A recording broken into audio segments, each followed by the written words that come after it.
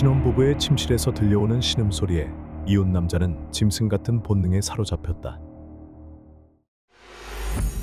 8월 12일 오전 9시 서초경찰서는 공황 상태에 빠진 한 여성으로부터 긴급 전화를 받았습니다. 그녀는 목이 메인 채로 아파트 주소 공공만을 말한 후 고통스러운 숨소리만 남겼습니다. 상황의 심각성을 인지한 경찰은 즉시 현장으로 출동했습니다. 그 신비로운 아파트에서는 무슨 일이 벌어진 것일까요? 절박한 도움 요청이 어두운 비밀로 이어질 수 있을까요? 오늘 우리는 수년 전 충격적인 서초구 사건의 사건 파일을 다시 살펴보며 진실을 파헤치고 사라진 조각들을 맞추며 오랫동안 잊혀진 비밀을 밝혀내 보겠습니다. 다가올 사건의 전개를 계속 확인하시려면 채널 좋아요와 구독을 잊지 마세요. 여러분의 관심에 감사드립니다. 실제 범죄 사건을 2D 스타일로 각색한 작품입니다. 경찰이 도착했을 때 끔찍한 장면이 눈앞에 펼쳐졌습니다. 두 여성이 바닥에 의식을 잃은 채로 누워 있었습니다. 피해자는 아파트 소유주인 29세 이 씨로 확인되었습니다. 다른 여성은 이 씨의 절친한 친구 황 씨였으며 긴급 전화를 건 사람이었습니다. 그러나 모든 노력에도 불구하고 이 씨는 이미 너무 늦었고 중상을 입은 황 씨는 병원으로 급히 이송되었습니다. 사건의 긴박성 때문에 초기 원인을 규명하는데 특히 어려움이 있었습니다. 경찰은 즉시 범죄 현장을 조사하기 시작했습니다. 이 씨의 목에서 밧줄로 인한 것으로 보이는 교살 흔적이 발견되었으며 황 씨는 날카로운 물체로 인해 생긴 것으로 추정되는 여러 상처를 입었습니다. 눈에 띄었던 점은 살인과 중상 사건이 있었음에도 불구하고 아파트가 비정상적으로 깨끗했다는 것이었습니다. 현장은 의도적으로 청소된 것으로 보였으며 무기나 밧줄, 다른 단서는 전혀 발견되지 않았습니다. 심지어 침대 시트 일부도 사라져 있었습니다. 범인은 모든 흔적을 철저히 지운 것이 분명했습니다. 그러나 중요한 단서가 발견되었습니다. 이 씨의 몸에서 남성의 체액 흔적이 발견된 것입니다. 경찰은 즉시 DNA 검사를 실시하고 아파트 주민들을 상대로 조사를 시작했습니다. 강남 서초 지역의 이 고급 아파트 단지는 현대적이고 엄격한 보안 시스템을 갖추고 있었습니다. 특히 사건이 발생한 시간 동안 낯선 사람이 건물에 드나든 기록은 보안 카메라에 전혀 남아있지 않았습니다. 이 씨의 아파트에는 강제 침입 흔적이나 도난당한 귀중품도 없었습니다. 이러한 세부 사항은 범인이 피해자와 아는 사이였을 가능성을 시사했습니다. 또한 손상되지 않은 전자도어록은 범인이 이를 잘 알고 있었음을 암시했습니다. 이 점은 범인이 아파트 단지의 주민일 가능성을 더욱 강화시켰습니다. 경찰은 약 1,000명의 주민을 대상으로 선별 및 조사를 시작했습니다. 그러나 현대 아파트 생활의 특성상 조사는 많은 어려움에 직면했습니다. 이웃 간 교류는 대체로 매우 제한적이었습니다. 특히 젊은 사람들은 자주 이사를 다니며 이웃에게 관심이 없는 경우가 많았습니다. 이로 인해 피해자와 그녀의 관계에 대한 정보를 수집하는 것이 매우 어려웠습니다. 현장에 경찰이 출동하고 사건이 통제되면서 건물 주민들 사이에 소문이 돌기 시작했습니다. 그러나 협조하기보다는 많은 주민들이 용의자로 취급받는 것에 불만을 표시하며 조사를 크게 방해했습니다. 각 집을 방문하며 정보를 수집하는 것은 의심과 적대감이 가득한 분위기 속에서 힘겨운 작업이 되었습니다. 조사 도중 한 특정 주민이 조사관들의 주목을 끌었습니다. 그는 피해자 옆집에 사는 28세 김 씨로 확인되었습니다. 사건에 대해 경찰이 접근했을 때 다른 주민들처럼 걱정하거나 두려워하는 모습 대신 그는 무관심하게 지금 막 나가려던 참이었다고 대답했습니다. 이런 이례적인 반응은 즉시 경찰의 주목을 받았습니다. 겉으로 보기에는 김 씨라는 이름의 이 남성은 평범한 28세와 다를 바 없어 보였습니다. 그는 실직 상태로 구직 중이었고 전혀 범죄 기록이 없는 깨끗한 이력이었습니다. 그러나 경찰의 의심을 산 것은 그의 무관심한 태도였습니다. 끔찍한 살인이 바로 옆집에서 일어났음에도 전혀 걱정하거나 두려워하는 기색이 없었습니다. 그가 감시받고 있다는 것을 깨달았을 때조차 그는 종종 친구들과 어울려 밤늦게까지 술을 마셨고, 이러한 행동은 수사관들의 의구심을 더욱 깊게 만들었습니다. 다른 주민들이 살인사건 이후 조심스럽고 경계하는 모습을 보였던 것과는 정반대의 행동이었습니다. 그럼에도 불구하고 이 모든 것은 단순한 의심에 불과했으며 경찰은 아직 그를 기소할 만한 확실한 증거를 찾지 못했습니다. 한편 사건의 또 다른 핵심 인물인 피해자 이 씨의 친구이자 유일한 생존자인 황 씨가 긴 혼수 상태 끝에 의식을 되찾기 시작했습니다. 황 씨의 깨어남은 수사에 희망의 빛을 가져왔습니다. 그녀는 사건에 대해 증언하고 범인을 묘사할 가능성이 있었습니다. 황 씨는 자신이 부산에 거주하며 개인적인 일로 서울에 왔고, 고등학교 시절부터 친했던 친구 이 씨의 아파트에서 묵기로 했다고 설명했습니다. 오랜만에 이야기를 나눈 후 두 사람은 잠들었습니다. 한밤중에 황 씨는 이상한 소리에 잠에서 깼습니다. 어둠 속에서 그녀는 키가 큰 남자가 방 안을 살금살금 움직이고 있는 모습을 보고 충격을 받았습니다. 남자가 황 씨를 발견하자 그는 부엌 칼로 그녀를 공격하여 의식을 잃게 했습니다. 황 씨는 약 3시간 후 의식을 되찾았을 때 이 씨의 차가운 시신 옆에 누워 있었습니다. 극도의 공황과 두려움 속에서 그녀는 간신히 경찰에 전화를 건 후 다시 쓰러졌습니다. 황 씨에게는 친구와의 재회가 끔찍한 악몽으로 변한 순간이었습니다. 그녀는 범인을 20대 후반에서 30대 초반의 남성으로 묘사했으며, 키는 약 170cm의 평균 체격, 둥근 얼굴, 뿔테 안경, 그리고 빨간 운동화를 신고 있었다고 했습니다. 이 묘사는 즉시 경찰로 하여금 이미 주요 용의자로 떠오른 피해자의 옆집 주민 김 씨를 떠올리게 했습니다. 의심을 확인하기 위해 경찰은 김 씨의 입에서 DNA 샘플을 채취하여 피해자 몸에서 발견된 DNA와 비교했습니다. 용의자는 이 과정에서 협조적인 태도를 보였습니다. 국립과학수사연구소의 분석 결과 두 DNA 샘플이 완벽히 일치하는 것으로 확인되었습니다. 범행 발생 2주 만에 김 씨는 공식적으로 체포되었습니다. 그러나 명백한 DNA 증거에도 불구하고 용의자는 모든 혐의를 완강히 부인했습니다. 경찰은 다시 황 씨의 증언에 의존할 수밖에 없었습니다. 트라우마 속에서도 황 씨는 용기를 내어 그 치명적인 밤에 본 범인이 김 씨라고 확신 있게 지목했습니다. 마침내 구금된 지 5일 만에 김 씨는 고개를 숙이고 범행을 자백했습니다. 사건의 진상이 서서히 드러나기 시작했습니다. 28세의 김 씨는 짧은 기간 동안 6번째 광고 회사에서 퇴사한 후 실직 상태였습니다. 그의 삶은 실직과 끊임없는 업무 압박의 반복이었습니다. 김 씨는 자신이 자주 불면증에 시달렸다고 인정했는데, 이는 스트레스의 증상 중 하나였습니다. 그 결과 그는 긴장을 해소하기 위해 밤늦게 밖에 나가 담배를 피우는 경우가 많았습니다. 살인 사건이 벌어진 그날 밤에도 그는 담배를 피운 후 자신의 아파트로 돌아왔습니다.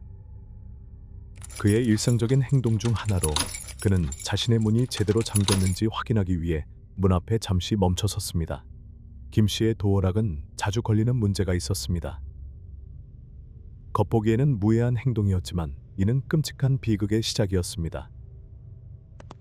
그날 밤 문 앞에 서 있던 김 씨는 옆집 아파트에서 하는 커플의 신음소리를 들었습니다.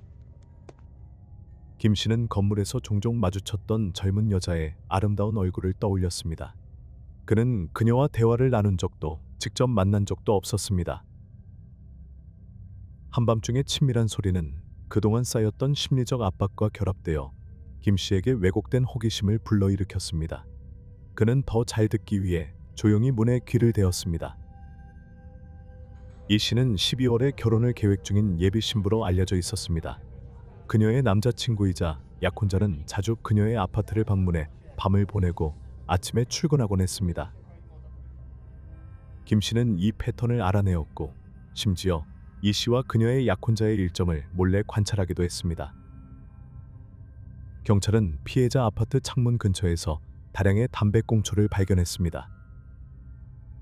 이는 김 씨가 흡연을 구실로 그녀의 모든 움직임을 염탐했음을 입증했습니다. 이런 소름 끼치는 행동은 가해자의 본성을 드러냈습니다. 김 씨는 새벽 4시경 이 씨의 약혼자가 떠나 그녀 혼자 아파트에 남아있음을 알았습니다. 운명의 그날 새벽 5시 30분경 김 씨는 담배를 피우러 나갔고 평소처럼 다시 이 씨의 아파트 문으로 다가갔습니다. 그러나 이번에는 문손잡이를 돌려보기로 결심했습니다. 김 씨는 이미 그녀가 집에 혼자 있다는 사실을 알고 침입할 계획을 세웠을 가능성이 있습니다. 그러나 그는 문이 잠겨 있지 않고 열려 있는 것을 발견하고 놀랐습니다. 기회를 포착한 김 씨는 오랫동안 품어왔던 비뚤어진 욕망을 실행하기 위해 몰래 안으로 들어갔습니다. 그러나 그는 황 씨가 아파트에 있다는 사실을 예상하지 못했습니다. 황 씨의 예기치 않은 존재에 놀란 김 씨는 부엌칼을 들고 황 씨를 공격하여 그녀가 의식을 잃게 만들었습니다.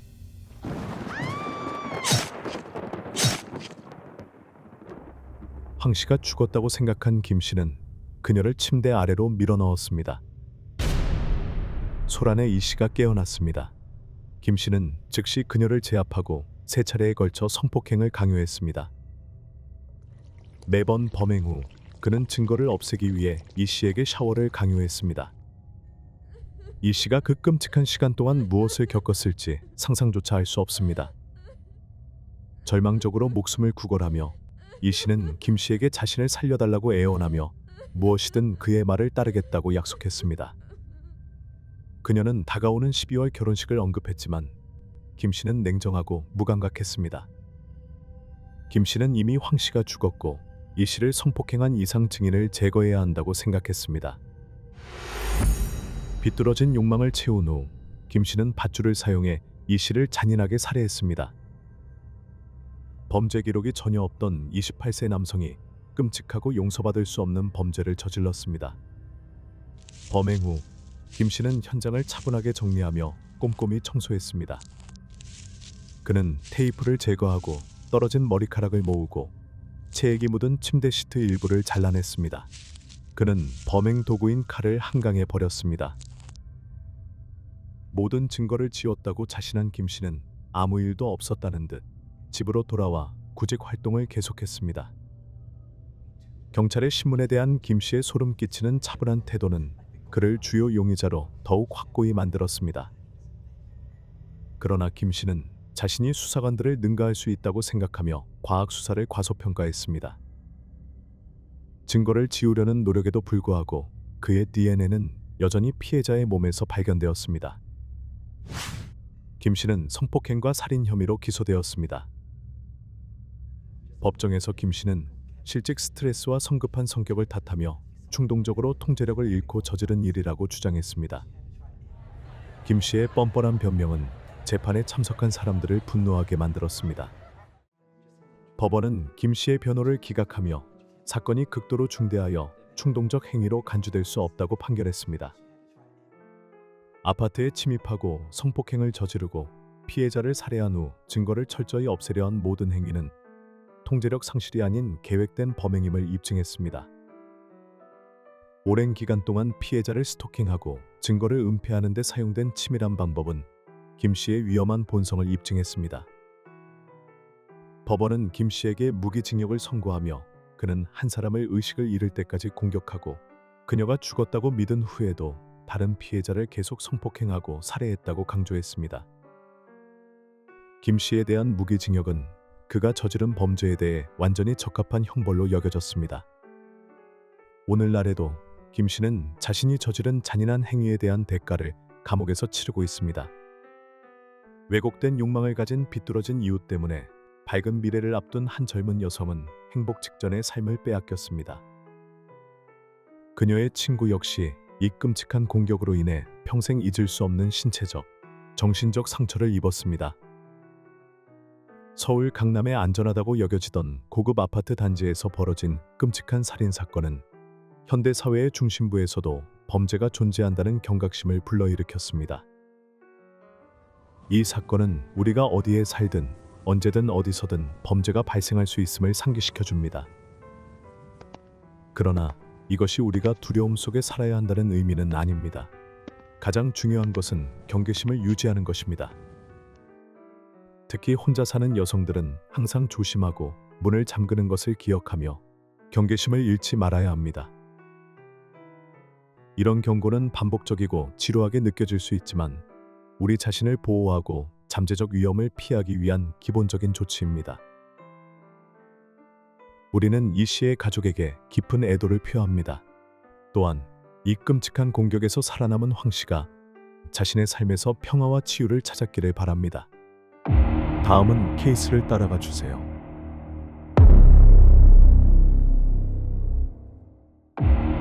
충격적인 발견. 분노에 휩싸인 여자가 남자친구를 살해하고 증거를 은폐하기 위해 시체를 소금에 절였다.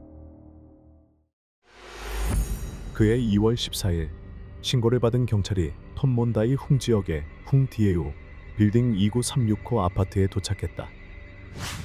문을 강제로 열고 들어가자 아파트는 심하게 어질러져 있었고 악취가 진동했으며 벽에는 핏자국이 남아 있었다.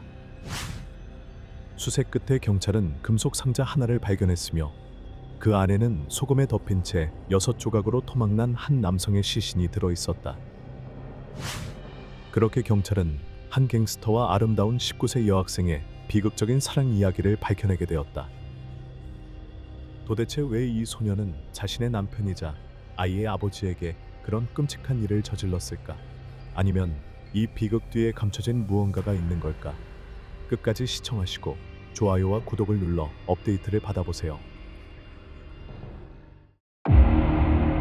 실제 범죄 사건을 2D 스타일로 각색한 작품입니다. 사건이 발생한 다이흥 지역은 당시 갱단과 범죄 조직의 활동으로 인해 무법지대가 되어가고 있었다. 루 지탄, 흔히 아탄으로 불리는 25세 남성은 정착할 곳 없이 떠도는 노숙자였다. 그해 2월, 탄은 절친한 친구증 반비어 호이로 다이흥 디에우 빌딩 29층 29369 아파트에서 잠시 머물고 있었다. 아파트가 넓었기 때문에 아탄은 한 방을 쓰고 증반 비는 그의 여자친구 딕바오 방과 함께 다른 방을 사용했다. 2월 9일 정오 무렵 갑자기 증반 비가 아탄을 불러 이야기를 나누자고 했다. 평소 말수가 적고 속내를 잘 드러내지 않던 증반 비였지만 이번에는 여자친구가 바람을 피우고 있다는 의심이 들어 아탄에게 이상한 점을 본 적이 있는지 물었다. 아탄은 어떻게 대답해야 할지 망설였다. 왜냐하면 그는 실제로 얼마 전 월롱에서 증반비의 여자친구가 다른 남자와 함께 있는 것을 목격했기 때문이었다. 처음에는 증반비에게 말하지 않으려 했지만 영원히 비밀로 할 수는 없었다. 결국 아탄은 증반비에게 모든 것을 자세히 털어놓았다. 충격과 분노에 휩싸인 증반비는 여자친구와 직접 마주 앉아 사실을 확인하기로 결심했다. 아탄은 두 사람이 대화를 나눌 수 있도록 배려해 아파트를 떠났다. 2월 10일 새벽 두 사람이 화해했을 거라 생각한 아탄은 다시 29369 아파트로 돌아왔다. 그러나 문 앞에 다가서자 안에서 격렬한 말다툼이 오가는 소리가 들려왔다. 탄이 문을 두드리자 먼저 쉰 목소리로 때리지 마 라고 애원하는 소리가 들렸고 이어서 증반비의 흐트러진 목소리가 들려왔다. 두 번째로 문을 두드리자 갑자기 아파트에서 큰 음악 소리가 울려 퍼졌고 탄이 술을 함께 마시자고 하자 딕바오 반이 소리를 지르며 나가라고 외쳤다. 탄은 잠시 문 앞에서 기다리다가 다시 노크하며 휴대폰 배터리가 다 닳았다며 도움을 요청했다. 그러자 딕바오 반은 문을 열고 충전기가 든 가방을 건넸다. 그 후 탄이 아무리 문을 두드리고 심지어 철문을 발로 차도 딕바오 반은 끝까지 문을 열어주지 않았으며 계속 나가라고 소리치면서 음악 소리를 더욱 크게 키웠다. 탄은 경찰에 신고할까 고민했지만 증반비가 과거 범죄 기록이 있어 체포될까봐 망설였고 결국 신고하지 않기로 했다. 그는 두 사람이 스스로 문제를 해결할 시간을 주기로 하고 아파트를 떠나기로 했다. 그 후 며칠 동안 아타는 증반 B에게 계속 문자를 보냈지만 답장은 오지 않았다. 2월 13일 아타는 직접 2936호 아파트로 찾아가 증반 B의 소식을 물었다. 하지만 이번에도 딕바오 반은 문을 열었지만 탄이 집 안으로 들어오는 것을 완강히 거부했다. 그 후 딕바오 반은 이 땅의 모든 짐을 가방에 넣어 건네주며 다시는 돌아오지 말라고 했다. 그러나 아타는 떠나지 않고 문 앞에서 계속 기다렸다. 2월 14일 아침 딕바오 반은 2개의 비닐봉지를 들고 아파트를 나섰다. 타는 그녀를 몰래 따라갔고 그녀가 다른 여성과 함께 트럭에 올라타는 것을 목격했다. 타는 생각할수록 이상하다는 느낌을 지울 수 없었다. 증반 B가 이렇게 오랫동안 연락이 끊길 리가 없었다. 그를 찾을 유일한 방법은 아파트에 들어가 직접 확인하는 것이었다. 타는 증반 B가 예전에 같은 층 이웃에게 여분의 열쇠를 맡겨두었다는 것을 기억해내고 열쇠를 빌리러 갔다. 그러나 열쇠를 받아 확인해보니 아파트의 자물쇠는 이미 오래전에 교체된 상태였다. 다른 방법이 없었던 아타는 결국 증반 B의 남동생에게 연락해 도움을 요청했다. 남동생 또한 형이 이렇게 오랫동안 사라진 것이 수상하다고 생각해 경찰에 신고하기로 결정했다. 경찰이 현장에 도착해 상황을 평가한 후 소방대원에게 문을 강제로 열고 아파트 내부를 수색하도록 요청했다. 탄이 들어가 보니 평소 매일 깨끗하게 정리되던 아파트가 완전히 난장판이 되어 있었다. 경찰은 집안 곳곳을 샅샅이 수색했지만 증반 B의 흔적은 찾을 수 없었다. 그러던 중 경찰은 낡고 잠겨있는 이상한 금속 상자를 발견했다. 경찰이 상자 안에 무엇이 있는지 묻자 증반 B의 동생은 이건 공구 상자로 예전부터 아파트에 있던 것이라고 답했다. 경찰은 철제 상자를 매우 수상하게 여겼고 소방대원들에게 자물쇠를 절단하라고 지시했다. 상자가 열리자마자 지독한 악취가 퍼졌다. 안에는 먼저 옷가지 더미와 거친 소금층이 발견되었다. 그 아래에는 며칠째 실종 상태였던 증반 B의 시신이 있었다. 경찰은 즉시 아파트를 봉쇄하고 법의학 전문가들을 불러 현장을 조사했다. 시신은 증반 B로 확인되었지만 머리, 손, 다리를 포함해 6조각으로 절단된 상태였으며 거친 소금으로 덮여 있었다. 경찰은 증반 B의 살인이 그의 19세 여자친구와 관련이 있을 것으로 의심했다. 딕바오 반이 자신의 외도가 발각된 후 증반 B를 이토록 잔혹하게 살해한 것일까? 경찰의 최우선 과제는 이제 증반 B와 함께 살던 여자친구 딕바오 반의 행방을 찾는 것이었다. 더 중요한 사실은 두 사람 사이에 4살 된 아이가 있다는 점이었다. 즉, 딕바오 반은 15세의 나이에 증반 B의 아이를 임신하고 출산했던 것이다. 현재 그 아이 또한 딕바오 반과 함께 실종된 상태였다. 하지만 그녀는 마치 흔적도 없이 사라져버렸고 가족이나 친구들조차 그녀의 행방에 대한 단서를 제공하지 못했다. 경찰은 탄이 제공한 정보를 바탕으로 그날 아침 딕바오 반과 함께 있던 여성이 쩐티 후에라는 사실을 확인했다. 하지만 쩐티 후에는 아무것도 모른다고 주장했다. 그날 저녁 사건이 밝혀진 직후 경찰은 딕바오 반에 대한 체포영장을 발부하고 주변 지역에 대규모 수색대를 투입했다. 사흘 후 2월 17일 밤 한 젊은 남성 루우칸 호아가 경찰에 신고했다. 그는 딕바오 반이 자신의 전 여자친구이며 비록 헤어졌지만 여전히 좋은 관계를 유지하고 있었다고 말했다. 그런데 경찰의 수배 전단을 보고 충격을 받았으며 믿기 어려웠다고 했다. 딕바오 반이 그에게 전화를 걸어 자신이 증반 B를 죽였다고 고백했다는 것이었다. 루우칸 호아는 그녀에게 자수할 것을 권유하며 위치를 물었지만 딕바오 반은 즉시 전화를 끊어버렸다. 그는 2월 10일 아침 딕바오 반이 자신에게 연락해 짐을 옮기는 것을 도와달라고 요청했으며 집에 있던 칼이 부러졌으니 새 칼을 사달라고 했다고 진술했다. 나중에 딕바오 반이 증반비를 죽였다고 고백하는 것을 들은 후 루칸 호아는 그녀가 부탁했던 물건들이 범행 도구였다고 확신하게 되었다.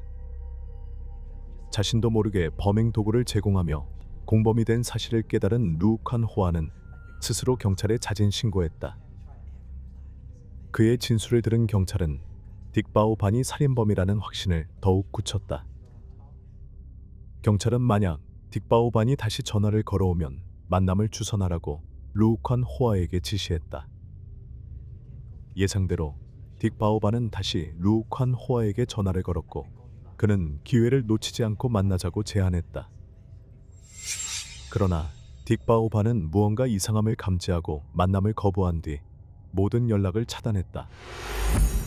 마침내 사건이 밝혀진 지 12일 만인 2월 26일 오전 6시 경찰은 수집된 단서를 바탕으로 몽콕 지역 상하이 거리의 한 아파트에서 딕바오 반을 검거하는 데 성공했다. 체포 과정은 쉽지 않았지만 경찰은 현장에서 실종된 4살 아이도 발견했고 즉시 병원으로 이송해 건강 상태를 확인했다. 체포된 후 딕바오 반은 자신을 변호하려 하지 않았으며 담담하게 증반비를 살해했다고 인정했다. 그러나 그녀는 정당 방위였다고 주장하며 증반비에게 오랫동안 가정폭력을 당해왔다고 말했다. 이 시점에서 딕바오 반은 두 사람이 처음 만난 이야기를 들려주었다. 딕바오 반과 증반비가 처음 만난 것은 그녀가 14살이었을 때였다. 당시 그녀는 학교에서 상위권 성적을 유지하는 우등생이었다. 그녀는 아름다운 외모뿐만 아니라 뛰어난 학업 성취와 TV 광고 출연으로도 유명했다. 한편 증반비는 학교를 중퇴한 뒤 여러 아르바이트를 하며 생활하고 있었다. 그는 부모와의 갈등으로 인해 독립하여 아파트를 임대해 혼자 살고 있었다. 어느 날 딕바오 반은 친구들과 함께 노래방에 갔다가 그곳에서 일하던 증반비와 우연히 마주쳤다. 증반비는 첫눈에 딕바오 반에게 반했다고 해도 과언이 아니었다. 두 사람은 빠르게 친구가 되었고 종종 친구들과 함께 증반비의 아파트에서 어울렸다. 어느 날 친구들과 어울리던 자리에서 술에 취한 증반비는 욕망을 억제하지 못하고 딕바오 반을 자신의 방으로 끌고 들어갔으며 결국 두 사람은 성관계를 맺었다. 이후 딕바오 반은 경찰에 신고하거나 도움을 요청하지 않았으며 마치 아무 일도 없었던 것처럼 행동했다. 결국 그녀는 마음을 열고 증반비를 사랑하게 되었고 두 사람은 연인 관계로 발전했다. 몇 달 후 연말까지 14세 딕바오 반은 임신했다. 당시 그녀는 아직 중학생이었으며 아이를 키울 능력이 전혀 없었다. 게다가 딕바오 반은 너무 어렸고 이 사실이 알려지면 증반비는 감옥에 갈 것이 분명했다. 두 사람은 임신 중절을 위해 의사와 상담할 계획이었지만 의사는 딕바오 반의 몸이 너무 허약하여 수술이 생명을 위협할 수 있다고 경고했다. 다른 선택지가 없었던 그들은 아이를 낳기로 결심하고 이후 해결 방법을 찾아보기로 했다. 임신을 숨기기 위해 딕바오 반은 헐렁한 옷을 입었고 덕분에 가족, 친구, 선생님 누구도 이를 눈치채지 못했다. 다음해 5월 출산 예정일이 다가왔지만 병원에서 출산하면 비밀이 들통날까 두려워 갈 수 없었다. 다른 선택지가 없었던 딕바오 반은 결국 욕실에서 아이를 출산했다. 다행히도 여자아이는 무사히 태어났고 두 사람은 그녀에게 빈두라는 이름을 지어주었다. 두 사람은 증반비의 집에서 함께 아이를 키우기로 결정했다. 그러나 딕바오 반은 여전히 학생이었고 증반비는 게으르고 무책임한 성격이어서 아이를 부양할 경제적 능력이 부족했다. 빈두를 키우는 데 필요한 모든 비용은 오로지 딕바오 반이 부모에게 받는 월급 형태의 용돈에 의존해야 했다. 경제적 어려움으로 인해 두 사람은 생계를 유지하고 아이를 돌보기 위해 아르바이트를 해야만 했다. 힘든 상황 속에서도 딕바오 반은 학업과 육아를 병행하며 강한 의지로 버텼다. 하지만 점점 감당하기 어려워지자 그녀는 부모에게 공부에 집중하고 싶다는 거짓말을 하고 사촌 집에서 지내겠다고 했지만 실제로는 증반 비와 함께 살며 딸을 돌보기 시작했다. 졸업 후 딕바오 반은 학업을 계속하지 않고 집에서 아이를 키우기로 했다. 그러나 이후 2명의 아이를 더 출산했지만 첫째 아이를 키우는 것만으로도 너무 힘들어 결국 갓난아기 2명을 버리기로 했다. 한 명은 기차역에, 다른 한 명은 병원 앞에 유기했다. 딕바오 반은 함께 살기 시작한 이후로 자신과 증반 비가 자주 다퉜으며 그는 종종 그녀에게 폭력을 행사했다고 밝혔다. 지난해 1월 딕바오 반의 삼촌은 때 시장에서 사탕을 판매하기 위해 작은 가게를 임대했다. 설날 전날 딕바오 반은 삼촌의 가게를 도와주다가 물건을 사러 온 루욱한 호아를 만나게 되었다. 루욱한 호아는 딕바오 반에게 첫눈에 반했고 두 사람은 설날 6째 날에 만나기로 약속했다. 그날 두 사람은 너무 즐거운 시간을 보내다 보니 시간 가는 줄 몰랐고 결국 새벽까지 함께 있었다. 그날 밤 딕바오 반은 루욱한 호아의 집에서 머물렀고 두 사람은 육체적인 관계를 맺었다. 몇 달 후 그녀는 쯔영반 비가 알게 될까봐 두려워 관계를 끝냈지만 두 사람은 친구로 지내며 가끔 만났다. 루욱한 호아는 딕바오 반에게 남자친구와 딸이 있다는 사실을 전혀 알지 못했다. 하지만 이 관계가 사건의 직접적인 원인은 아니었다. 증반 비는 이 사실을 끝내 알지 못했기 때문이다. 증반 비가 딕바오 반의 외도를 의심하게 된 계기는 그 후에 시작된 또 다른 관계 때문이었다. 그해 4월 루욱한 호아와 헤어진 딕바오 반은 여동생과 함께 쇼핑을 하던 중 띠에 투언 항이라는 남성을 우연히 만났다. 띠에 투언 항은 소방관이었으며 키가 크고 근육질의 체격에 검은 피부를 가진 남성이었다. 딕바오 반은 첫눈에 그에게 반했고 적극적으로 대시하기 시작했다. 당연하게도 젊고 매력적인 18세 딕바오 반에게 띠에 투언 항 역시 마음이 끌렸다. 두 사람은 곧 연인이 되었고 자주 만나며 데이트를 즐겼다. 그해 11월이 되자 딕바오 반이 친구들을 만난다는 이유로 외출하는 일이 잦아졌고 이를 수상하게 여긴 증반 비는 점점 의심하기 시작했다. 이후 그는 딕바오 반을 몰래 따라다니며 실시간으로 위치를 공유할 것을 강요했다. 확실한 증거는 없었지만 증반 비는 무언가 잘못되었다는 불길한 예감을 지울 수 없었다. 사건 발생 하루 전인 2월 9일 더 이상 참을 수 없었던 증반 비는 절친한 친구와 탄에게 자신의 의심을 털어놓았다. 탄은 솔직하게 딕바오 반이 다른 남자와 함께 있는 것을 본 적이 있다고 인정했다. 분노한 쯔영 반비는 집으로 들이닥쳐 딕바오 반을 대면하며 지난 6개월 동안 쌓아온 분노를 폭발시켰다. 평소처럼 그들의 언쟁은 격화되었고 쯔영 반비는 폭력에 의존하며 딕바오 반을 여러 차례 주먹으로 때리고 발로 걷어찼다. 정당방위로 그녀는 칼, 망치, 그리고 접이식 의자를 집어들었고 의도치 않게 쯔영 반비의 머리를 포함해 여러 차례 그를 때려 부상을 입혔다. 그때 밖에서 노크 소리가 들려왔다. 돌아온 아탄이었다. 밖에서 기다리던 동안 아탄은 가끔 쯔영 반비의 고통스러운 신음소리와 두 사람이 말다툼하는 소리를 들었다. 그는 쯔영 반비가 제발 그만 때려 라고 애원하는 소리를 듣기도 했다. 하지만 그는 경찰을 부르지 않았다. 쯔영 반비가 미성년자와 관계를 맺었던 사실이 밝혀질 것을 우려했기 때문이다.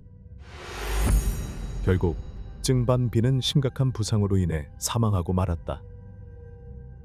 2월 10일 오전 7시 딕바오 반은 류칸 호아에게 전화를 걸어 짐을 옮기는 것을 도와달라고 요청하며 집에 있는 칼이 사람의 시신을 훼손하기에는 너무 작다며 더 큰 칼을 구매해달라고 부탁했다. 딕바오 반은 쯔영 반비의 시신을 훼손한 이유가 딸이 아버지의 시신을 보고 트라우마를 겪는 것을 막기 위해서였다고 설명했다. 그녀는 쯔영 반비의 시신을 아파트에 있던 금속 상자에 넣을 계획이었다. 하지만 상자가 너무 작아 어쩔 수 없이 시신을 조각내어 보관해야만 했다. 1년 후 2000년 2월 23일 이 사건은 고등법원에서 재판을 받게 되었다. 딕 바오바는 살인 및 시신 불법 유기 혐의로 기소되었다. 한편 뉴칸 호아와 그녀의 친구 트란티 후에는 무죄 판결을 받았으며 사건과 무관한 것으로 밝혀졌다. 딕바오 반이 숨었던 아파트가 그의 도움으로 임대되었음에도 불구하고 그녀의 소방관 남자친구 티에 투언항은 법정에서 증언하도록 소환되지 않았다. 결국 딕바오 반은 징역 10년을 선고받았으며 판사는 그녀가 잔혹한 방법으로 남자친구를 살해했다고 강조했다. 그녀의 의도가 무엇이든 비록 그녀가 주장한 것처럼 정당방위였다 하더라도 쯔영 반 비에게 상처를 입힌 후 도움을 요청하지 않은 것이 그가 목숨을 잃은 주된 이유였다. 딕 바오 반은 모범적인 태도로 인해 2009년에 출소했다. 이후 그녀는 익명으로 살아가며 딸과의 재회를 거부했다. 딕 바오 반이 복역하는 동안 그녀의 4살 된 딸은 고아원에 맡겨졌고 이후 다른 가정에 입양되었다. 그녀는 어머니의 지능을 물려받은 듯 학업 성취도가 뛰어났다. 그러나 15세가 되자 빈두는 반항하기 시작했고 학업에 대한 흥미를 잃었다. 그녀는 방탕한 삶과 약물 남용에 빠졌다. 그녀의 어머니처럼 빈두는 19세의 마약 사용으로 체포되었으며 징역 5년 8개월을 선고받았다. 이렇게 해서 이 충격적인 사건은 마무리되었다. 이 악녀의 이야기에 대해 여러분은 어떻게 생각하시나요? 댓글로 의견을 남겨주시고 좋아요와 구독을 눌러 더 많은 최신 사건을 받아보세요.